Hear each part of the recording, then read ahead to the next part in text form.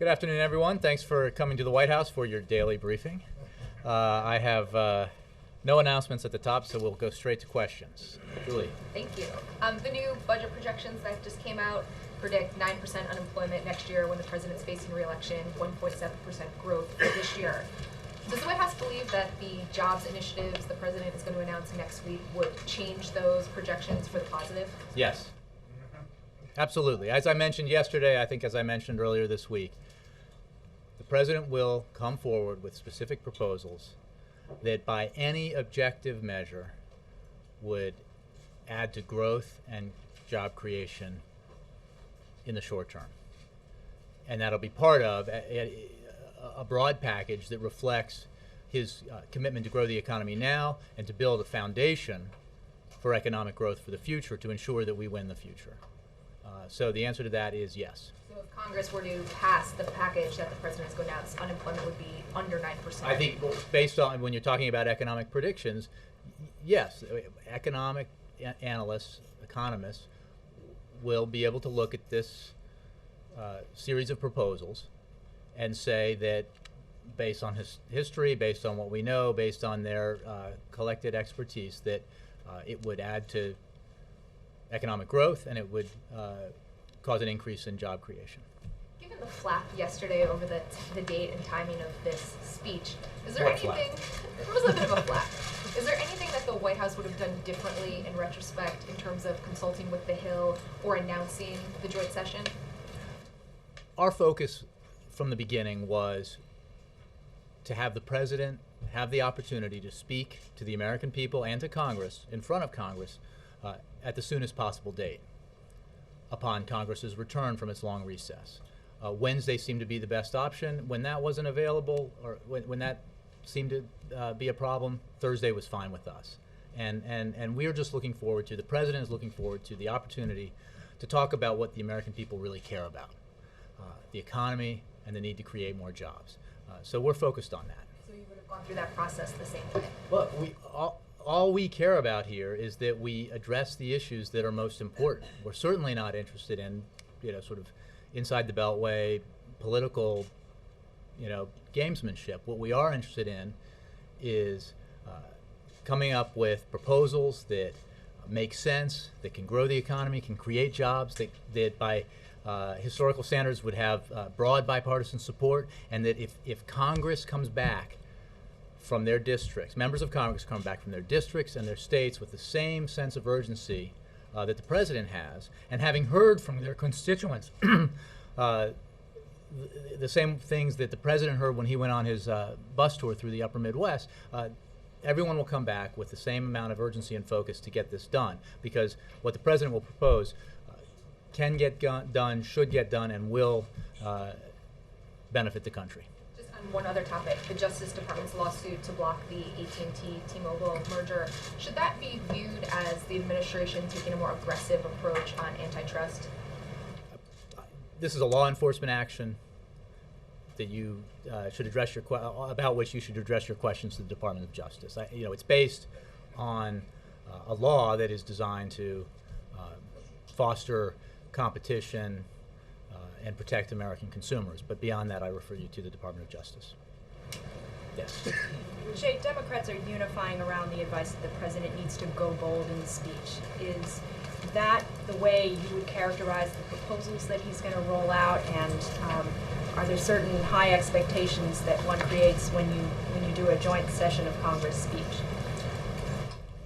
I'll leave it to you and others to characterize the speech in the terms that you just described.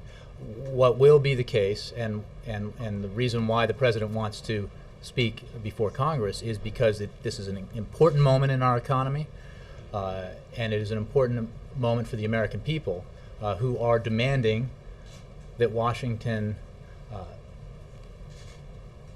put an end to the gridlock and bickering that has paralyzed the process here, and take action to help the economy, to create jobs, to help them.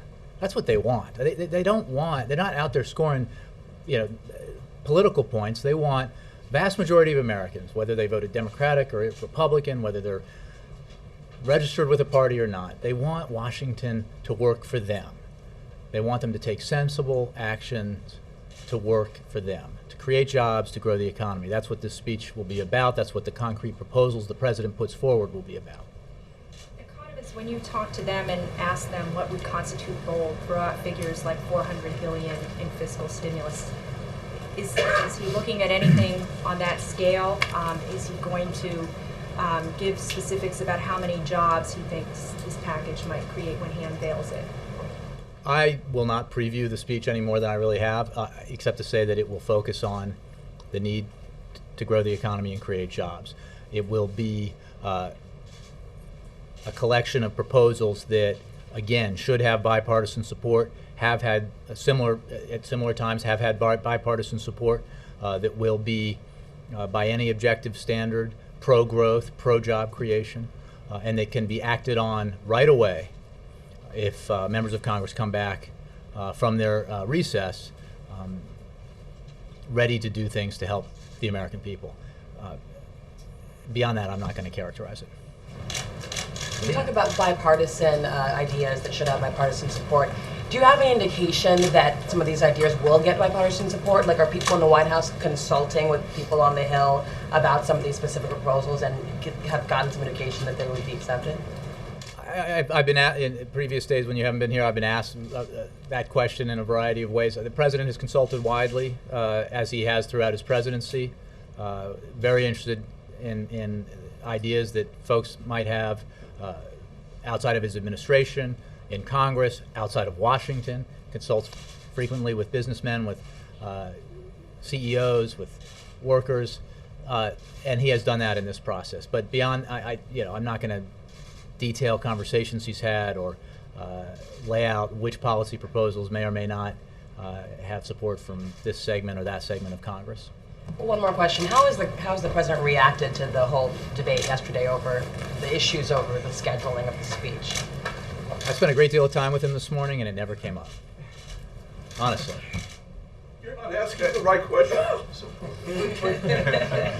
But Jay, I mean, if you can't even... I know you guys okay. love this stuff. I know it's catnip, but we're really not focused on it. There's a basic question here. If you can't even get the Congress to agree on a date for a speech without a political sideshow, how can the American people expect that you can do something much more difficult, come up with a jobs plan, deal with the deficit?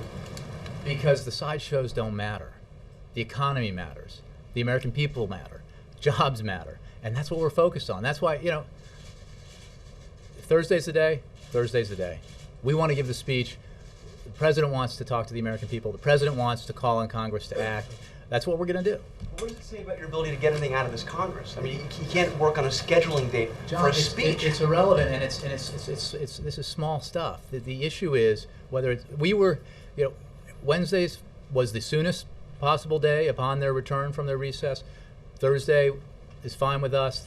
He's going to give the speech Thursday. So on the issue about, look, going back to what I said before, about cooperation, it's about, do the members of Congress return next week to Washington, having heard from their constituents that they're fed up, right? They're tired of, you and I have been in Washington long enough and covered this stuff long enough that we, the cycles of gridlock, cycles of partisanship, not new, right? And people get frustrated with it because they think Washington is incompetent or broken. What they saw this summer is that it's not incompetence; it's dangerous. The incompetence, the gridlock actually threatened and harmed the American economy, harmed the American people. That's just not acceptable. So what I think and what we hope will happen upon Congress's return is that they will have heard from their constituents that enough is enough, and that it is time to actually do things that are productive, do things that are helpful to the economy, rather than, retreat to your corner and hope that you win the partisan political battle for for an ideological band within your own political party. That's just not going to cut it. So the president believes, again, because he will put forward proposals that we believe should have bipartisan support, that faced with that imperative, because everyone here is working for the American people, and the members of Congress, like the president, were elected by the American people, will do the right thing and actually focus on the issues that matter, which are the economy and jobs. The early indications are bad, right? I mean, you had this kerfuffle over the speech. The super committees had, the only thing, they haven't even had a meeting of the full committee, but the two sides have been off to their own corners. Democrats meeting with Democrats, Republicans meeting with Republicans. This doesn't seem to be an auspicious start. Well, I think you're too focused on what's happening within the narrow confines of not just this town, but the handful of blocks between here and Congress. I think, again, members of Congress have to answer to their constituents. The president answers to every American citizen. They will have heard the imperative from the American people to put an end to the nonsense and get to work. And I think there is an opportunity here for the American people to drive this process, to have their demands heard. We're faced with a challenging situation. There's no question that the recovery is moving too slowly, that we need to do something to boost growth, to boost job creation. That's the #1 priority in any data you can come across that the American people have. #1 priority of Democrats, Independents, and Republicans. So with that information, we should act. And the president is hopeful that Congress will want to join him in doing that. Yes, Nora. Jay, you blame partisanship, but isn't the real culprit here an inability to just communicate on the most simple terms? No, we communicate all the time with Congress. We obviously spent a lot of time this year communicating with Congress, and this president has since he took office. The problem. I mean, you don't need a civics lesson from me, but I'll give you one anyway. No, but I think the problem is, and I think everyone in here is aware of this, is that the partisanship and the apparent polarization that is sometimes observed here and felt here is actually not very reflective of what's happening out in the country. That the country is pretty unified when it comes to their priorities, when it comes to their belief that compromise is necessary, when it comes to their acceptance that the far ends of either spectrum are not don't have the answers necessarily. So if you look back over our history, we're closer together in many ways than we've ever been, and we ought to take advantage of that instead of fabricate false divides that prevent us from getting things done. Would you concede, compromise requires effective communication between the two parties. And my understanding of what happened yesterday was that the President's Chief of Staff first reached out to the Speaker at about 10:30 in the morning and delivered a message that the President wanted to speak to a joint session of Congress. But there was no give and take that is part of the regular give and take that goes on between a White House and the Congress about delivering a joint session of Congress. You cited from the podium congressional scheduling yesterday as one of the concerns, and yet it appears that there was no one who checked with Congress about whether they could get everybody back in time to hear from the President. Well, so again, I think that the focus on the details of this. The communication between the President and his staff and the Speaker's we have staff. fine communication, and I think the focus on this is really, yesterday's story. It is not what people care about. We were interested in speaking Wednesday because Congress was returning, both houses, first day after Labor Day, Wednesday. After a long recess, that was the first day they were back.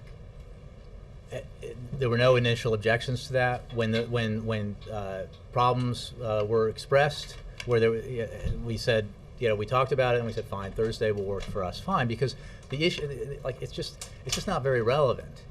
What matters is moving as quickly as possible to raise and then address the issues the American people care about: the economy, jobs, the need to build a foundation that includes getting our fiscal house in order while we invest in key areas like innovation and education and infrastructure, building the capacity to compete in the 21st century against a world that's growing more competitive. So I think that's what people care about. They don't care about what happened at 11 o'clock versus what happened at 4 o'clock. They care about what are we doing to make the economy grow, to help the private sector hire, and make sure that their kids are getting educated. Even yesterday's failure to work this out behind the scenes before there was this very public kerfuffle or spat, given what happened during the debt ceiling, where there were people who are elected members who hung up on one another and wouldn't return phone calls, what can you say today that would give confidence to the American people that Republicans and the president can actually work together to solve what are the hard problems facing this country, based on that track record? I will go back to what I said to John, and I think to Julie and others, that we believe that members of Congress, House and Senate, will have heard from their constituents what the president heard in Minnesota, in small towns in Minnesota, in Iowa, in Illinois, what he heard the previous week in Michigan, which is that the American people, Democrat, Republican, Independent, are tired of the bickering, and they want reasonable compromise solutions to the problems that face the country. They want the government to do things that help the economy grow, that help private sector hire, and they don't expect and they get frustrated by politicians who don't listen to them. So I think everyone will have gotten an earful from the very people who sent them to Washington about what their priorities are, and I think that because everyone here works for the American people, that will have a salutary effect on their behavior, we hope. Jay, following on that, you're absolutely right. Obviously, everyone knows sideshows matter less than helping people who are unemployed, obviously. Mm-hmm. But you don't seem to be acknowledging that there's a process in Washington that has to be dealt with to help those people who are unemployed. And I think what John and Nora were suggesting is if the president, is having this much trouble with the date, you had James Carville saying on ABC today, the last thing the White House needed was to appear to cave in to the speaker, and that's what happened. So if there's a perception even among Democrats that he doesn't have enough clout with the Hill to figure out what day it is, how is he going to pass a plan to help the American people? Look, Ed, you guys, I honestly think that your obsession with this is not what the American people expect the president to do. What the American people expect their senators and congressmen and women to do is listen to them and take action. They do not give a lick about what day next week the president speaks before Congress. They want to hear from him. They want to know what his proposals are. They want to know that he has reasonable, sound, serious ideas to grow the economy and to create jobs, and that he's going to pay for it, and that he has a plan for getting our fiscal house in order in the long term. That's what they care about, and they care whether or not Congress has similar ideas and is willing to take action on those ideas. They just simply do not care about this stuff. So let me concede your point. They don't give a lick about what day it is, what time it is. Why doesn't he give a speech from the Oval Office tonight saying, here's my plan? He wants to speak before Congress because he recognizes that while there are things he can do without Congress, and he will do them, there are actions that need to be taken with Congress that require legislation to grow the economy and create jobs. And he wants to go to Congress, speak directly to members of Congress, and lay out his proposals. The first opportunity to do that is next week, so that's when he'll do it. Okay, last thing. The president visited the solar company Solyndra in May of 2010. He said, quote, it's here that companies like Solyndra are leading the way toward a brighter and more prosperous future. You probably heard overnight that yesterday this company, after getting $500 million in government money, attention from the president, a visit, is filing for Chapter 11 and laying off 1,100 people.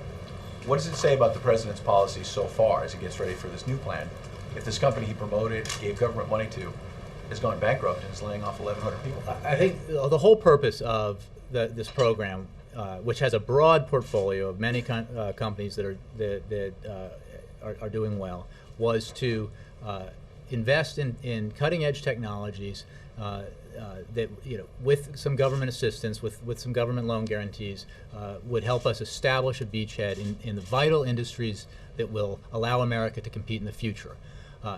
There are no guarantees in the business world about success and failure. That is just the way business works, and everyone recognizes that. And that's why there are over 40 companies, as I understand it, 40 guarantees involved in this program that merit looking at. There's no individual. You cannot measure the success based on one company or the other. You've said several times today and yesterday that the president wanted to speak to Congress at its soonest possible opportunity when they get back. Was this the plan all along, to give a speech to a joint session? Well, obviously, we discussed this as the president worked on his proposals, and this was the idea settled upon, and once we thought this, the conclusion was made, the president decided that this is what he wanted to do, then we moved forward. And that decision was made yesterday? It was made this week. It was made this week. Not to put too fine a point on it, but let me just ask you straight up. Did the president give in or capitulate to the speaker on the schedule? The president wanted to speak to Congress. Congress is back next Wednesday. That's the first day that both houses, senators and congressmen, are back in session. Therefore, he requested that he speak Wednesday. If Wednesday doesn't work, Thursday's fine with us, as long as he gets to speak to Congress, and he looks forward to doing it. And I know you are loath to get into some of the details that are being discussed for the speech, whether you're going to go big, small, whatever. But the mid-session review, we've just been treated to a conference call that forecasted an average unemployment rate of 9% of course in 2012. And you said that the president's policies, if enacted, will lower that rate, correct? Well, again, I will say that objective outside economic analysts will look at it and say, if enacted, this plan will have a positive impact on growth and a positive impact on job creation. And what is the target for growth and the target for the unemployment I'm not going rate? to make projections here, nor am I going to get into details of the proposals. We've just been treated to a conference call where projections were, that was what the call was about. So That's what are the mid-session projections? review. That's not, now this is a new series of proposals the president's making next week. And are those And rather proposals than preview predicated them on now, results, though, that he'd like to see, and what is that again, result? I'm not going to get into projections or show any more leg on the details of the speech. What I am going to say is that there will be a series, it will contain a series of proposals that are aimed at having a quick impact on economic growth and job creation. Kara. Will he update the mid-session review? I mean, it's going to be essentially obsolete. You have to ask next OMB. week. I don't know how that process works. So, but you guys put it out a month and a half late, a week before the president delivers a new economic plan, making it completely moot. There are a lot of factors here. This has obviously been quite an interesting budget year, but these are separate issues here. The president's moving forward with a job and growth proposal next week, and the obligations to put out a mid-session review that came out today. These are not connected in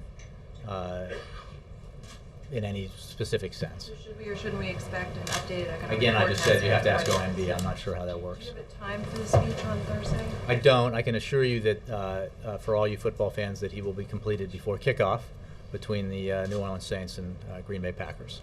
And then if you could just clarify, you said yesterday and you said today that the president and his team have consulted with Republicans on the Hill as he puts together this plan. I'm sorry, what? You said yesterday and today that the president and his team have consulted with Republicans on the Hill as he puts together his I plan. think that's a slight. I think I've answered this about 6 times this week. But as I just said to Athena, the president has consistently throughout his presidency and including in recent weeks and months consulted with a wide array of folks within his administration, outside of his administration, in Congress, both parties, in business and elsewhere, about economic ideas, proposals for growing the economy and creating jobs. That has been true throughout. It's been true through this process. Right, but he's putting But I'm not together going to a get new plan into with new did he ideas. have specific conversations with individual lawmakers. They say he hasn't, and wouldn't that be something that he would Have you want to do? talked to every member of Congress? The Republican leadership in Congress said that they have not been consulted as he's putting together his plan. He's consulted widely, as he always does. He's gathered ideas. He's economic team, and he have put together proposals that we are quite confident, if Congress comes back to Washington, filled with a righteous sense of urgency about the need to grow the economy and create jobs, they will act on it and do the right thing by the American people. But you can't definitively say whether or not he's talked to Republicans as he's working. I think I answered that question a half dozen times. Mark. Jay, in the hours between the letter from Speaker Boehner and your statement at about 9:18 last night, it didn't seem as though you were saying, well, if Wednesday doesn't work, Thursday is fine with us. Did it go to the president? He said, all right, fine, we'll do it on Thursday. No, I think we were clear that we were in conversation with the Speaker's office and looking at what the alternatives were, and I think, again, we're talking about a matter of hours here, we're not talking days and weeks, resolved that Thursday would be the day, and that was fine with us. And the president made that decision last Well, night? you know, the president makes all the decisions here. So, you know, we were discussing among ourselves, we were talking with the Speaker's office, we decided to go with Thursday. And if the address is done by kickoff, does that mean he sees his speech as the pregame show? It means that he'll have the opportunity to watch the game, like millions of other Americans. Thanks, Jay. You referred us to the Justice Department on questions about the law enforcement action involving the AT&T decision, but I want to ask you about a couple of White House questions regarding that. Did the Justice Department notify the White House before announcing its decision? And was the White House involved in the decision or given any consultation? Did the jobs impact come up in the course of those consultations? The decision was made by the Justice Department. It's a law enforcement action. And you know, for any questions on what factors were considered, I encourage you to go to the Justice Department. What about, of course the decision was made by them, was that in consultation in advance? It's a Justice Department decision. They look at the factors, they make the call. Right. Did the White House consult with them before they made their decision? I'm not sure what you're, like, the Justice Department makes the decision. They look at the factors, they make the decision about proceeding on a law enforcement action, so I think you should ask them about what their considerations were. Including what the White House's role was? The White House did not have a role in making the decision. The Justice Department made the decision. And also, has AT&T's lobbyist, Jim Ciccone, been to the White House today? That's been Not that I'm aware of. Is it possible to get an actual definitive answer on that? Would you be able to help us to do that? I'll take that. Thanks. Jay, just one question on Solyndra. Should we assume that whatever money the taxpayers put into that in terms of loan guarantees, that's not going to be returned? That can't be returned as lost? I don't know the technical details of it, but I can take that or refer you to OMB or Department of Energy probably. And a question about the speech next week. You keep on saying that the proposals the president's going to lay out should have bipartisan support. That's quite different than saying you're designing a package that would have the best chance of passing.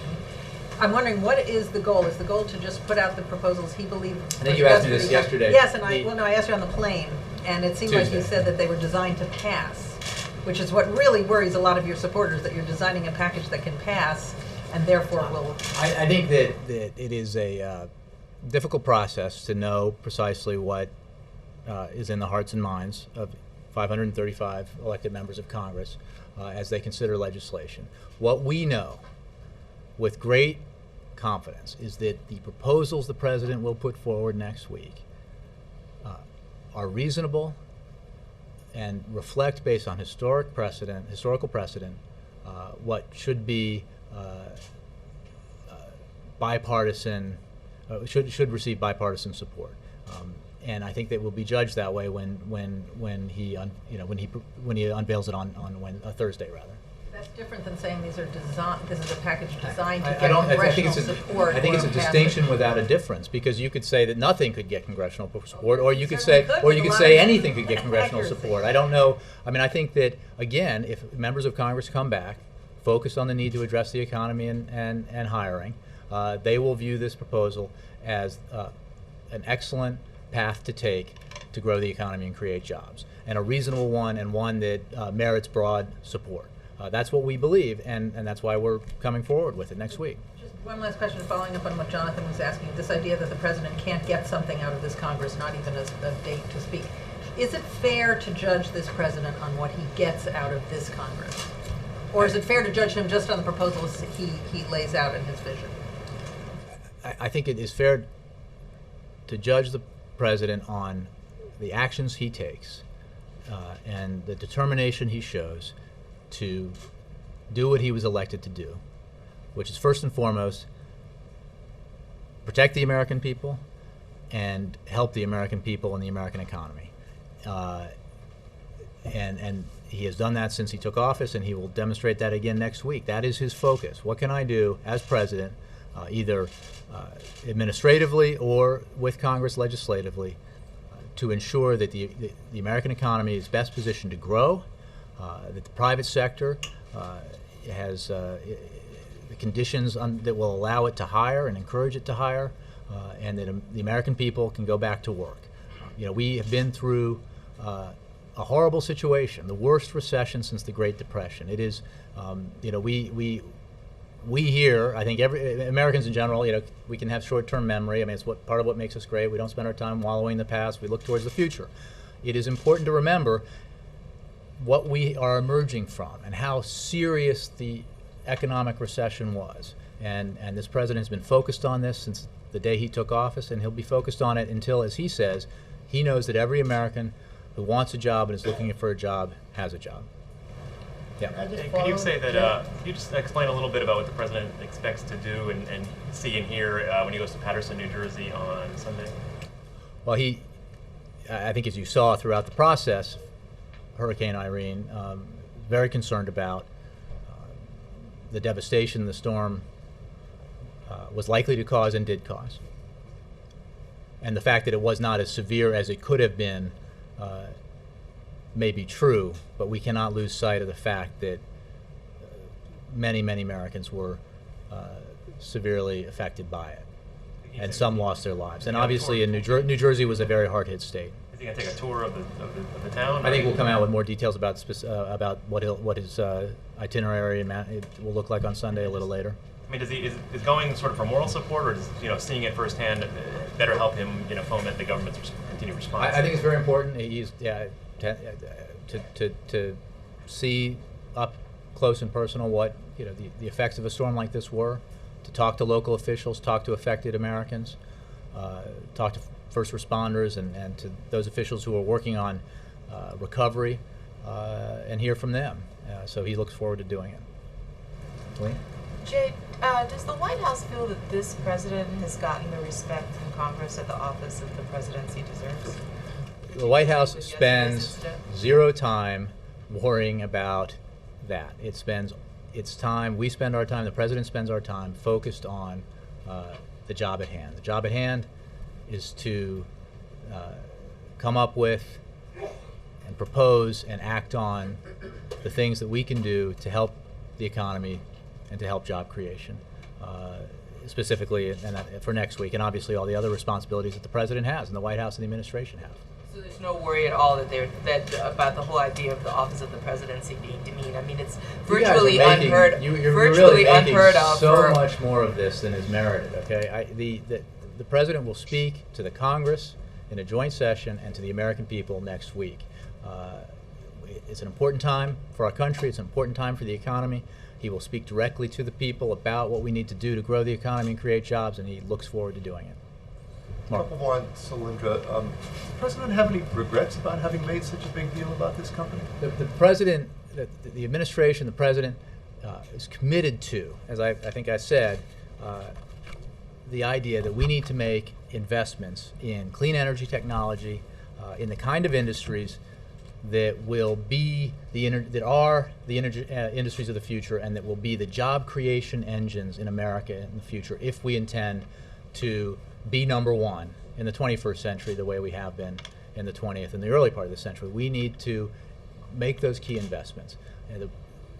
American history is full of examples of the federal government providing seed money in areas that allows for explosive and economy-changing growth in certain areas, whether it's the transcontinental railroad or the internet. So the president's very committed to that, and as I said before, that does not mean that each individual investment we made, we do not change the rules of business by doing this.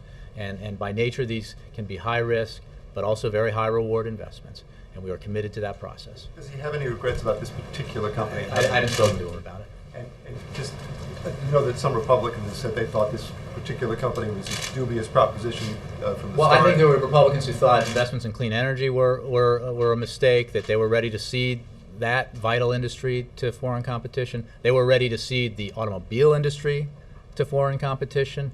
1 million jobs there. We just disagree on that front. Are you satisfied that this company got the scrutiny that it should have had from the outset? I refer you to DOE on the particulars of the process. We're satisfied that this program was necessary and is working. Ann. Jay, thank you. When you say that the president will make some proposals in his address next week that will be things that he could do administratively, doesn't he? Would that make up the bulk of his recommendations? I simply said that obviously is what I meant, or I meant to convey through that is that I think I was asked why Congress, and that's because we need to act with Congress. Much of what we need to do requires legislation, requires action by Congress. That is why it's important to go to Congress. He can also do things, as he has in the past, administratively that can help the economy grow. They can, for example, the regulatory look back that can to relieve businesses from burdensome regulations. Other measures he can take administratively that don't require legislative action. He will continue to do that as well. So that was not. There are many pieces to this that are both legislative and administrative. And do you think if he finishes by the time the kickoff comes at 8:35, he might also leave enough time for a Republican response during that? I have not. Again, we don't have a specific time yet for when he will begin speaking, so I don't have an answer to that. Glenn. Jay, just to follow on 2 points that you made. You told Helene a couple minutes ago that you felt the president has sort of zero interest in the notion that the prestige of the office has been dented by this. Should he have zero interest? Isn't the prestige of the office a significant component of having leverage in these negotiations? What he has zero interest in, and what the American people have zero interest in, is the petty political gamesmanship that goes on in here and that gets chronicled quite assiduously by the press, which is fine. But it is not what the American people care about, right? It's just not. And in fact, when they are forced to pay attention to it, they recoil in disgust. And they, go out there and talk to regular folks. And I know you do, and I think that's what you hear. That's what and when you go out into the country and you talk to ordinary Americans who are struggling to make ends meet, who are making sure they can get their car payments, ensuring that they're saving money for their kids' college education, who are coming up with great new ideas to increase the productivity in their small business, tilling the field or working in the shop. They do not have any time for this. They do not have any time for the pettiness, the smallness, the posturing, and mostly they don't even pay attention to it.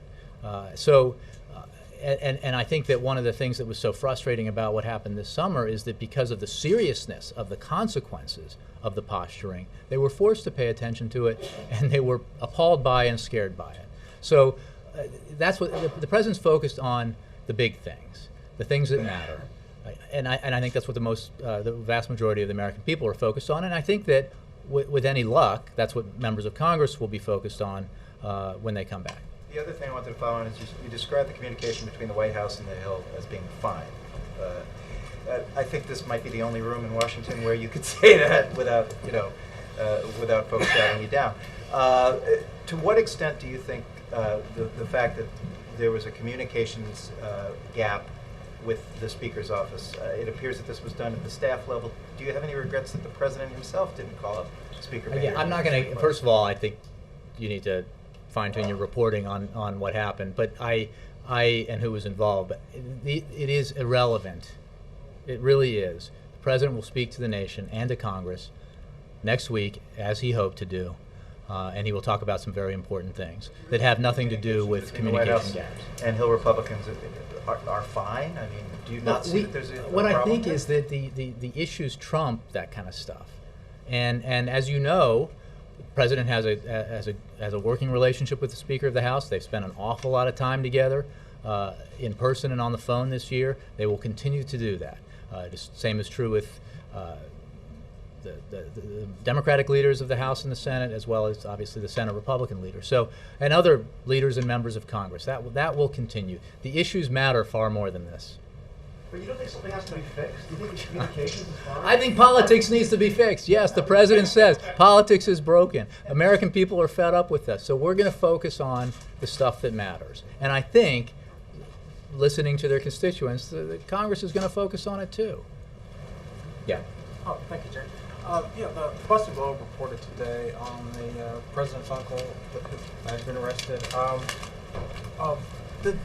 Was the president aware that his uncle was in the United States? He became aware of this story when I walked into his office and, among other subjects, mentioned it to him, and it was new to him on Monday. And also, is the administration committed to seeing that all U.S. laws are enforced in this case? the same as it would be in Absolutely. any We other expect it case? to be treated, and I refer you to ICE and DHS, and expect it to be handled like any other immigration case. Steve. I think that's Steve. On the question of things the president can do without Congress, you mentioned regulations. Can you give us some other examples of things he can do administratively or by executive order to create jobs? I don't want to ruin the surprise. So he's gonna I mean, wait of until course, the the speech. president has certain powers. The executive branch has certain things it can do, and we're always looking. I referred to you. I talked yesterday about on the housing front, the measures that were taken to assist the unemployed homeowners. You know, that's a measure that can be taken at the executive level, administrative level, to help homeowners on an economic issue. There's just a variety of things we can do. On a completely different subject, the president in Minneapolis reaffirmed his commitment to get all the troops out of Iraq by the end of the year. Former Prime Minister Alawi said this morning in a very strong op-ed in the Washington Post, made a very compelling case that things are getting much, much worse there. And he referred to a big debate in Washington about whether you're going to maintain this troop withdrawal. Is there any of that debate in the administration? I trust your sources in Washington on this, and I would simply say that we made significant progress at great sacrifice in Iraq, and the fact of the matter is that violence overall remains down significantly, and Iraqi security forces have demonstrated great improvements in their capacities to maintain security in that country. It's not perfect. There are still incidents, no question, and there are still folks there who have a great interest in being disruptive. But you know, the accomplishments of American men and women over there are substantial. The fact is, it's important to remember, we turned over combat lead there quite a long time ago. Iraqis have been in the security lead for a substantial period of time, and that progress continues. So. No question, there are challenges ahead in Iraq, but substantial successes have been achieved. Thanks, Jay. Thanks, you guys.